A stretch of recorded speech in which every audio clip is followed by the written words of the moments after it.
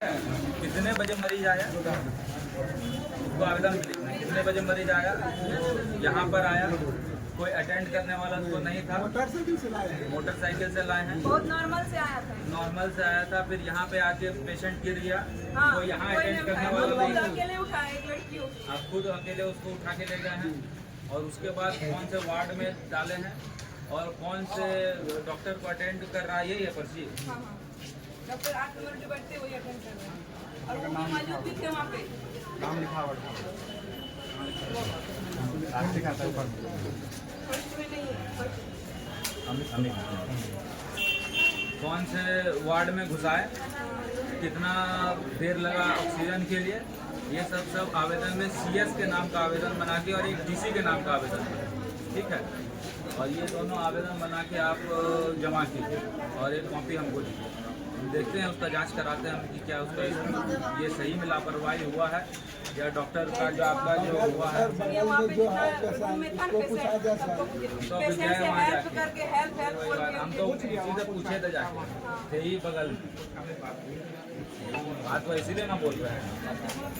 और ठीक है, परिजनों के द्वारा तोड़फोड़ की हुआ है, मारपीट भी हुई है, डॉक्टरों के साथ में हाथापाई हुई है, गार्ड्स को भी चोटें आई। क्या है सर पूरा मामला, क्या जानकारी है? गार्ड हो या कोई कर्मचारी हो, गार्ड होगा हॉस्पिटल में तब ना चोट किसी को आएगा। गार्ड ही नहीं है हॉस्पिटल में। अभी तो हम बयान ले रहे थे कि जो पेशेंट आया उसको संभालने वाला कोई दरवाजे पे नहीं है। और ये जग जाहिर बात है कि सदर हॉस्पिटल में किस प्रकार से व्यवस्थाएं चरमराई हुई है। और सिर्फ गोड्डा का मामला थोड़े नहीं है, पूरे झारखंड में यदि देखा जाए तो डॉक्टर की कमी है, और डॉक्टर की कमी होने के नाते समय पेशेंट का इलाज नहीं हो पाता है। और यहाँ पे भी वस्तु स्थिति यही जो मुझे समझ में आ रही है, मामला यही है कि डॉक्टर का इतना ज़्यादा कमी है, एक डॉक्टर को 20-20 पेशेंट दे दिया जाता है। और परिजन से जो मेरी बात हुई है, परिजन की बातों से तो यही लगता है कि अगर रिस्पांस टाइम पेशेंट को जल्दी हो जाता, जैसे आया पेशेंट वैसे ही उसको इलाज हो जाता, तो ये स्थिति परिस्थिति उत्पन्न नहीं होती।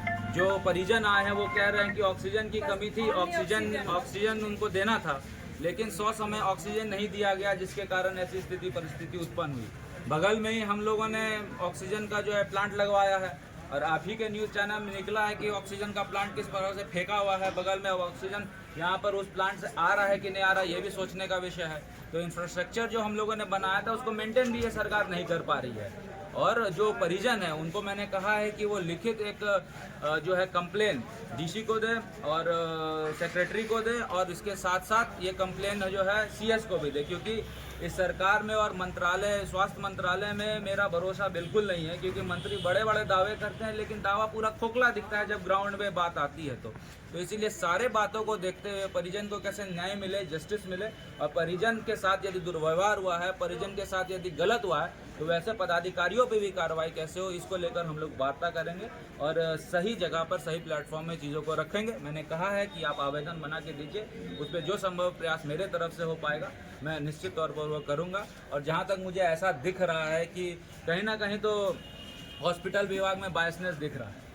हॉस्पिटल विभाग में बायसनेस इसलिए दिख रहा है क्योंकि जिस प्रकार से हॉस्पिटल के पदाधिकारी का नोशन बना हुआ है गोड्डा के आम जनता के बारे में, वो सही नहीं है। कहीं ना कहीं गोड्डा की आम जनता को जो हॉस्पिटल के पदाधिकारी हैं वो जनता और इंसान मनुष्य समझते ही नहीं हैं।